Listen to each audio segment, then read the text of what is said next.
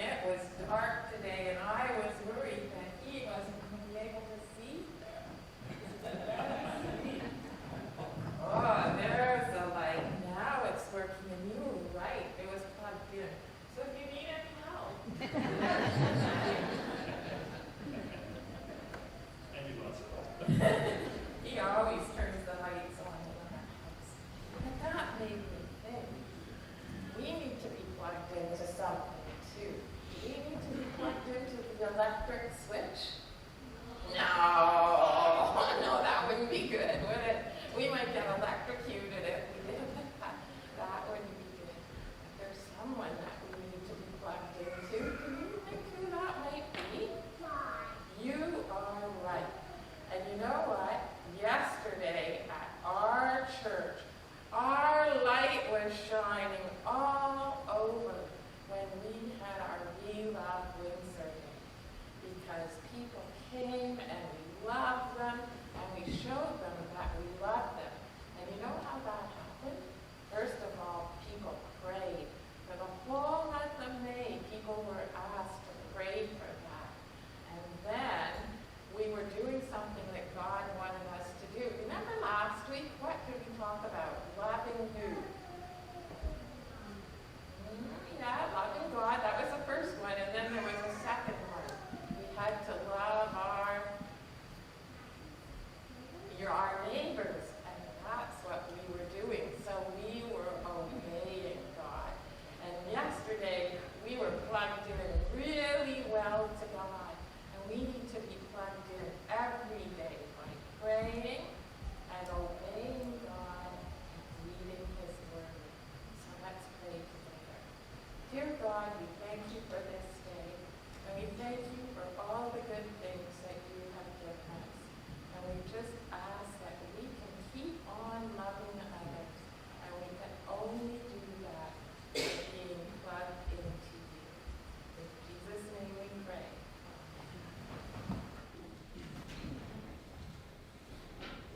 Today's scripture is from John chapter 6, verse 16 through 24. And it will be read from your International Version. When the evening came, his disciples went down to the lake, where they got into a boat and set off across the lake for Capernaum. By now it was dark and Jesus had not yet joined them. A strong wind was blowing and the waters grew rough. When they had rowed 3.5 miles, they saw Jesus approaching the boat. They walking on the water, and they were terrified. But he said to them, "It's I, don't be afraid." Then they were willing to take him into the boat, and immediately the boat reached the shore where they were heading. The next day, the crowd that had stayed on the opposite shore of the lake realized that only one boat had been there, and that Jesus had not entered in it with his disciples, but that they had gone away alone. Then some boats from Tiberias landed near the place where the people had eaten the bread after the Lord had given thanks. Once the crowd realized that neither Jesus nor his disciples were there, they got into the boats and went to Capernaum in search of Jesus. This is the word of God.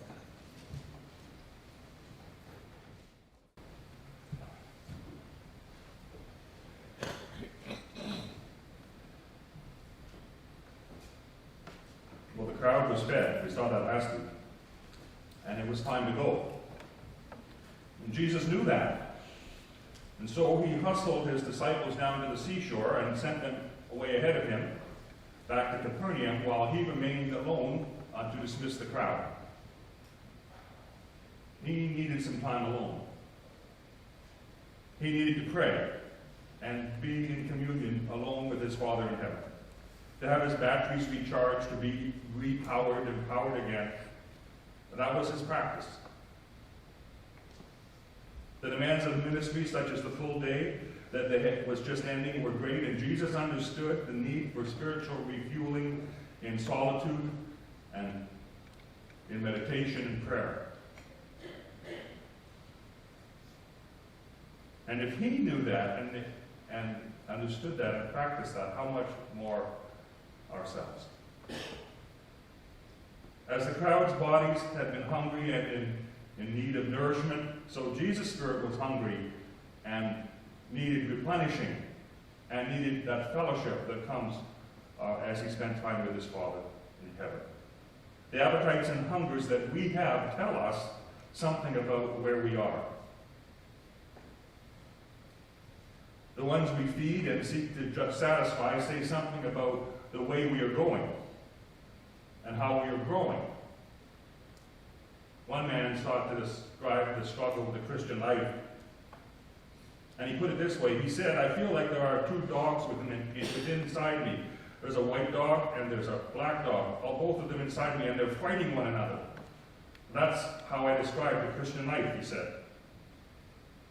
Well, his friend said, "Which one of them's winning?" And he simply said, I'll tell you which one, the one I feed the most. We attribute the extraordinary character of Jesus' life to his divine nature. And that's true. But the other side of that is he was also fully human. He was fully divine, fully human. It's a mystery. How can that be? Well, it is. I can't tell you how, but it is. Fully divine, fully human. So on the human side, he needed the things that we need. His sinless participation in humanity was not without struggle, not without personal discipline, not without being humbled. The writer of the Hebrews notes this: during the days of Jesus' life on earth, he offered up prayers and petitions with loud cries and tears to the one who could save him from death, and he was heard because of his reverent submission. Although he was a son, he learned obedience through what he suffered. He learned obedience through what he suffered. We wonder sometimes why God allows suffering into our lives. Here's part of the answer. And that this was all true for Jesus, and the way onward and upward is surely marked for us also. We will not arrive nor thrive in the land of valiant exploits on a spiritual diet of nibbling and fast food. Before his own need, Jesus' hastening of the disciples' departure may have been for their own protection. Yes, Jesus wanted to be alone, but I'm suggesting there might have been another reason. Think of it. A great miracle had just been performed. An enormous crowd had just been fed in the wilderness. All of this from the contents of a little boy's lunch. Imagine what an army could do, how it could be sustained in the field on its battles, if it didn't have to worry about bringing great supplies of food. If just one little bag lunch would manage to feed the whole army, that would be a pretty great advantage. Who could stop those whose leader could provide supplies and what was needed in such a miraculous way? Some sense of the wondrous thing that Jesus had done must have dawned upon the crowd, and perhaps even on the disciples. Because the scripture tells us that they tried to make him king. They wanted to make him king. Sure, we want this kind of king. We want this kind of leader. And as Jesus recognized this idea was going through the crowd, and his disciples could very easily be caught up in it, perhaps it was his choice to get his disciples away from that, and not to be too much affected by that, and so he sent them on ahead. Jesus knew it was not his time yet, and this was not the nature of the kingdom that he had come to establish. The bold sentiment and rising enthusiasm was heady stuff to his disciples that could only distract and dissuade them from the lessons and the contrary character of the kingdom that Jesus knew he had yet to teach them. And so likely with feet dragging and quizzical looks on their faces as to why are you getting rid of us, Jesus put them in the boat and sent them away. And maybe they were a little upset. Why are you not allowing us to enjoy this victory and enjoy this progress as they would have thought? But listen to how it puts it in Matthew's account. Jesus made the disciples get into the boat and go ahead of him to the other side while he dismissed the crowd.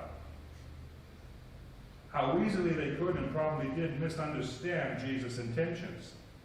They didn't realize what he had in mind or appreciate what was involved in getting there from here. In getting where Jesus wanted to take them from where they were now. And I suggest the same is true of us. We don't know really what's going to be involved and what is involved in Jesus getting us from where we are today to where he wants to take us. A catchy old television ad, I don't know if you remember it, see if I can bring it to your mind.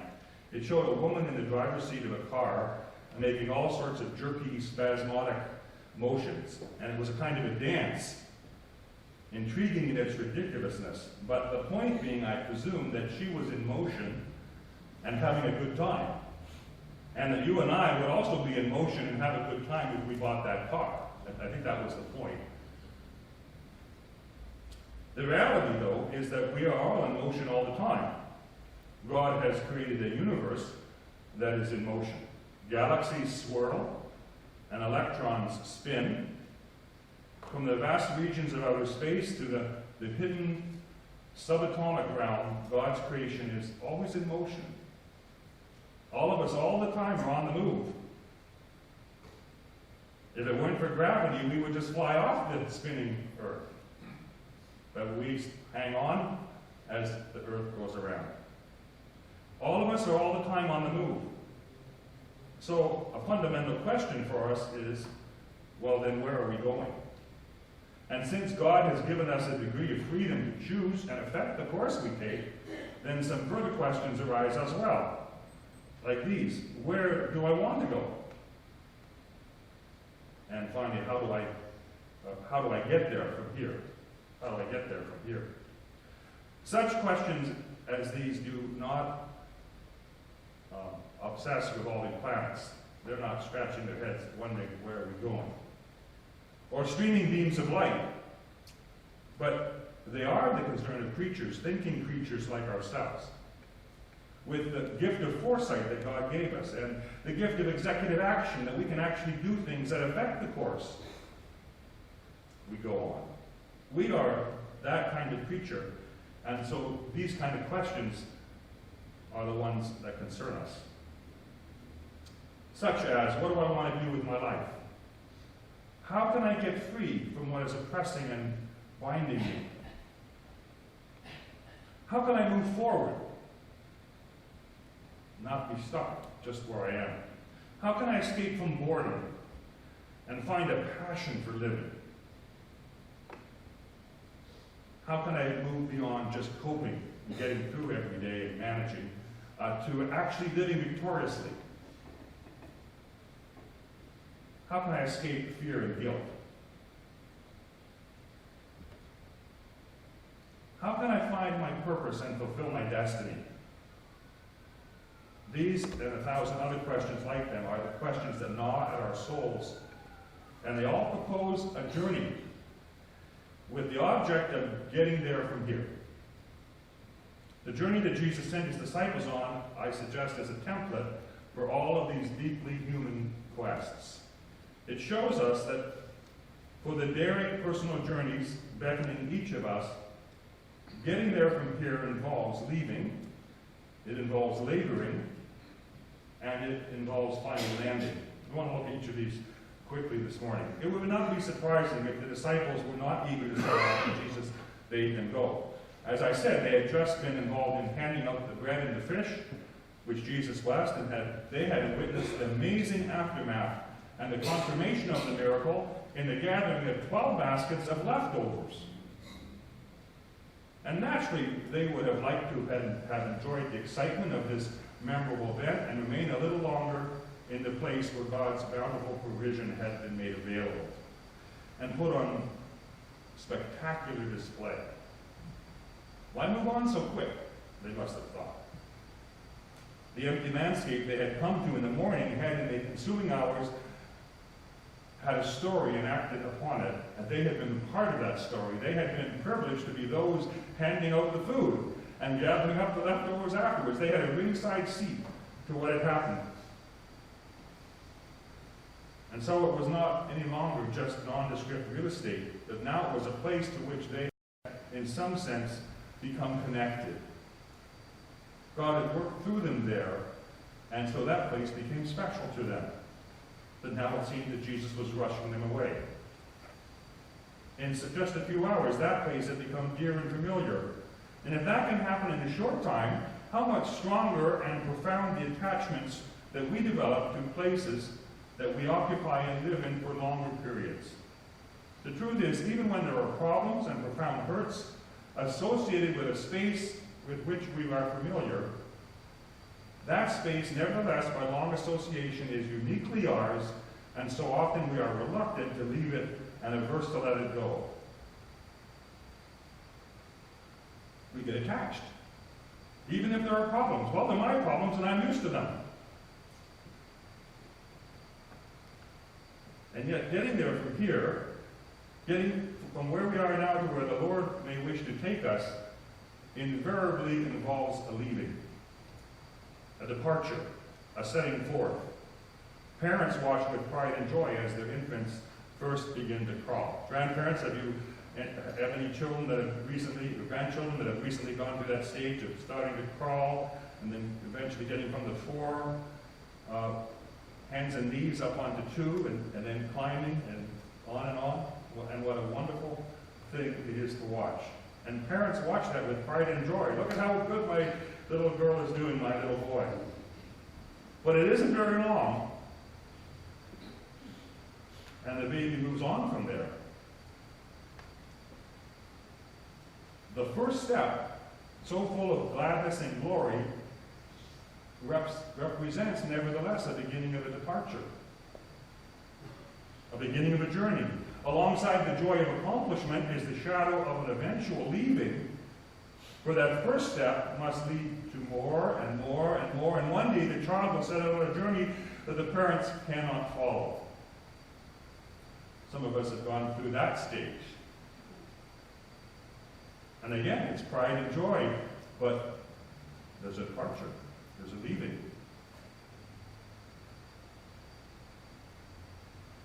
Two profound needs reside in all of our hearts.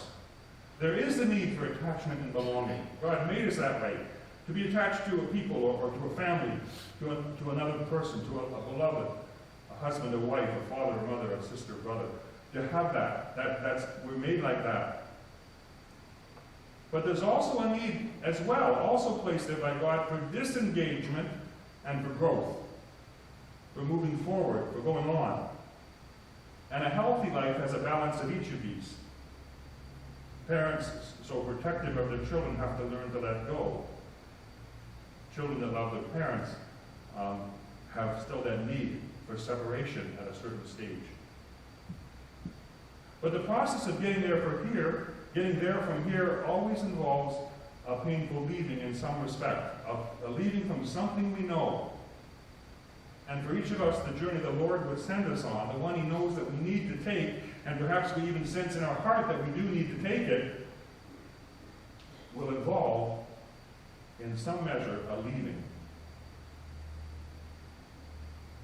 So I ask us, what is it that we will have to leave if at Jesus' bidding we actually get into the boat and set off on the next stage of our voyage, next stage of your voyage? What will you have to leave to go on? What will I have to leave to go on? The second stage of getting there from here is laboring. Now the disciples had done as the Lord directed. Whatever the reservations and personal inclinations they had, in fact, at Jesus' command, At Jesus' word, they got into the boat and they set off across the lake. The weather, even as they left, might have been looking formidable. It might have been darkening already, and storm clouds were on the sky, and they might have said, Lord, you see what's coming? And he's saying, no, get on, go ahead. But they had been obedient. They got in the boat, they set off, and they were rowing.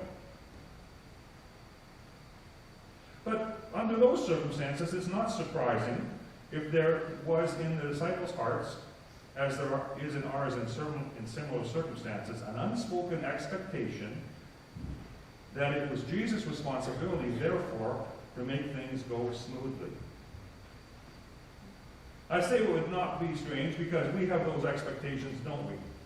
We think that when we are on the Lord's journey, on His mission, doing His work, of being faithful to Him, we think then the least He could do would be to look after the weather. Well, He did wonderfully yesterday, actually. We were praying and worrying about that, and actually it worked out great.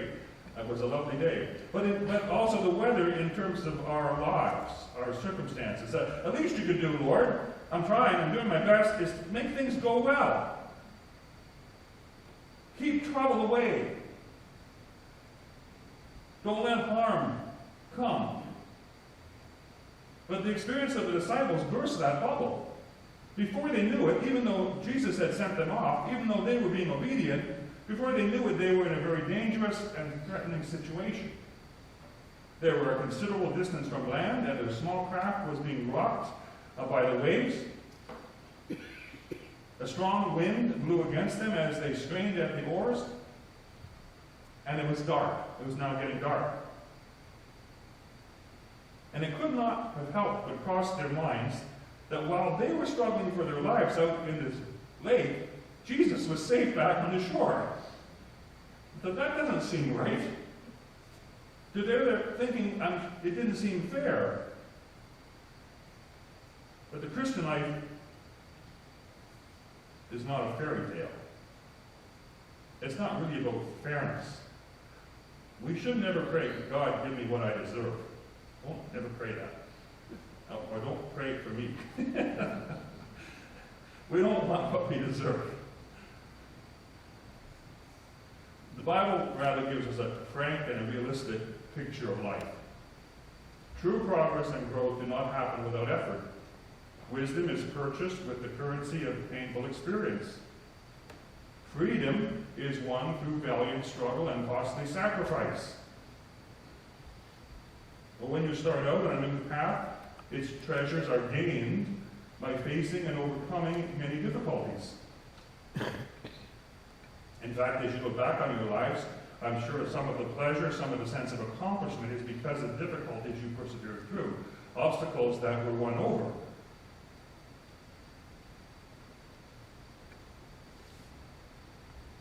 And, think of it, the joy of the venture is proportionate to the obstacles overcome and the threats persevered through and beaten back. What game do you get so charged up about when your team wins? The one they almost lost. The one that was right to the very end, was so close, and then they got the goal. And so it is in life. We think that what we want is comfort. But what we really need for life to be satisfying and meaningful is to climb mountains and slay giants, to grasp a villain and be grasped by a vision, and to wrestle them both till they give up their prize. Old age is for remembering the exploits of the past, and with striding eyes sharing them with the younger generation. Do you have some stories to tell those that are coming behind? But oh, what a pity to have no stories to tell of straining on the oars at midnight in a rocking boat, and how Jesus came to you. But, you see, the disciples had to leave the shore in order for that possibility to happen. And so for us. The disciples, it seemed they were struggling alone, but the record in Mark tells us that Jesus saw them. He was watching the little craft. He's sitting on the mountainside, looking over the sea, and he's watching them as they struggle, watching them as they are fighting with the waves. And he saw the little boat go high on the crest of one wave and then dip and go down into the trough of the next. And he saw them, the forms of the men that he knew, his friends, as they bravely fought the wind and the waves. There was Jane hanging onto the mast and shouting out to John at the rudder. There was Peter, drenched to the skin, pulling for all he was worth on the left oar, trying to properly align the boat for the impending collision with the next wave. Each man was dear and known to Christ. As he saw them tiring and coming to the end of their endurance, he got up and went to them. He got up and began to walk across the water to the boat on the lake. And as he did, the normal constraints of nature made no difference. Nothing could keep him from coming to them. The water became just a solid path, like any stony path along the land, for Christ to come to his friends. And the disciples saw him coming across the water to them, but instead of being comforted by what they saw, it filled them with more fear, if you can imagine. He seemed to them a ghost. He seemed to them a phantom.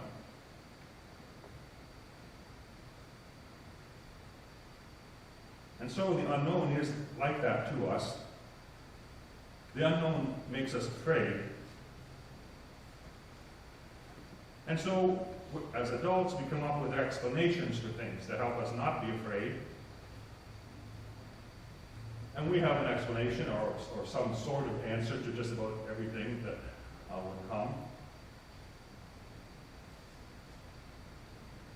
But the truth is, for many things, is that the God with whom we have to do is higher and deeper than all that we know and imagine.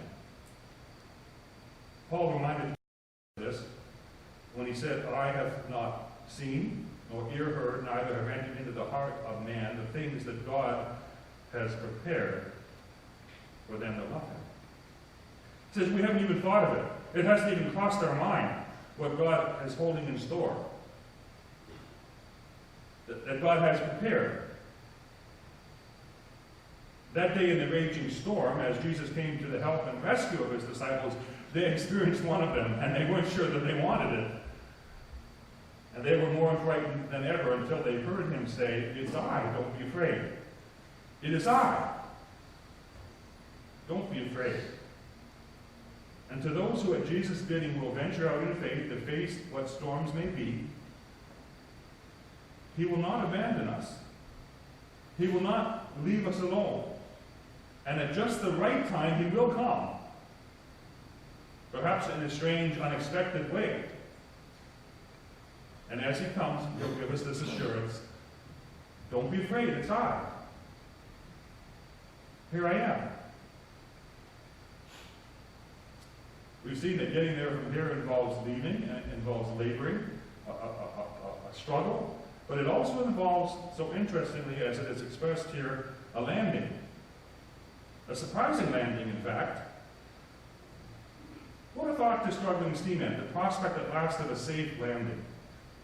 Sometimes you see sailors get off their boat and they, or an airplane, I've seen it done that way too. You get off and you're on the solid land again, you get down, you kiss the ground. So happy to be safe and arrive. We think of this miracle as the miracle of Jesus walking on the water, or of the sudden stilling of the storm. Well, that's the terms that we would use. But there's something else here, something profound, and we don't talk about so much. After Jesus said, "It's I, don't be afraid," in John we read, "Then they were willing to let him into the boat," and then this part, and immediately, the boat reached the shore where they were headed. Jesus enabled them to reach their destination. That's great, but there's something more here. Somehow Jesus' presence and the destination became one. When Jesus was there, they were there. When Jesus was there, they were where they were going. See how those things just suddenly merge.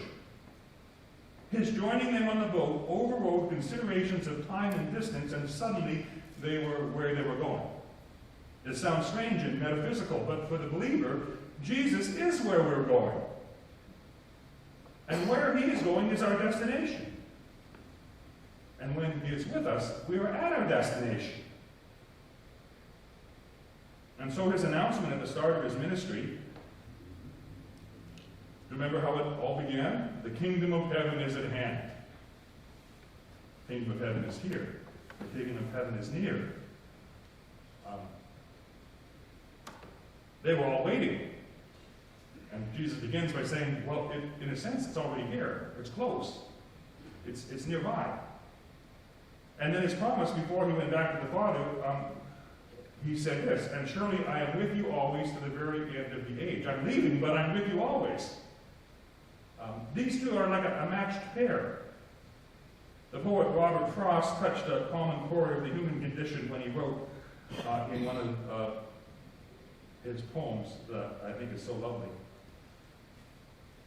You know these words. The woods are lovely, dark, and deep, but I have promises to keep and miles to go before I sleep. I love that.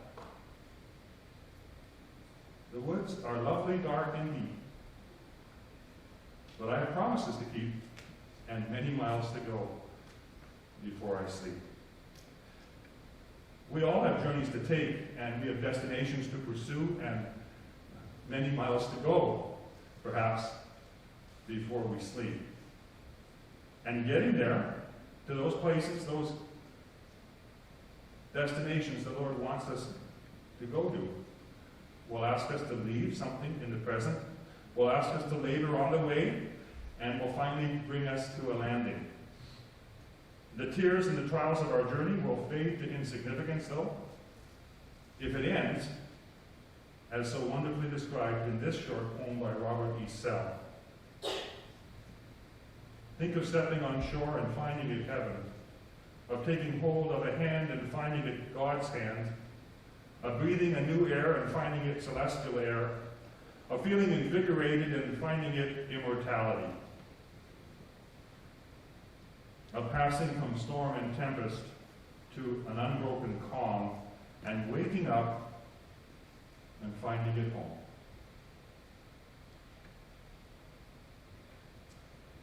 And that is how it will end, if our journey is Jesus' journey, for he will come and join us and our small company in our rocky boat. And suddenly the journey one day will be over, and we will have landed safe and forevermore on heaven's blissful shore.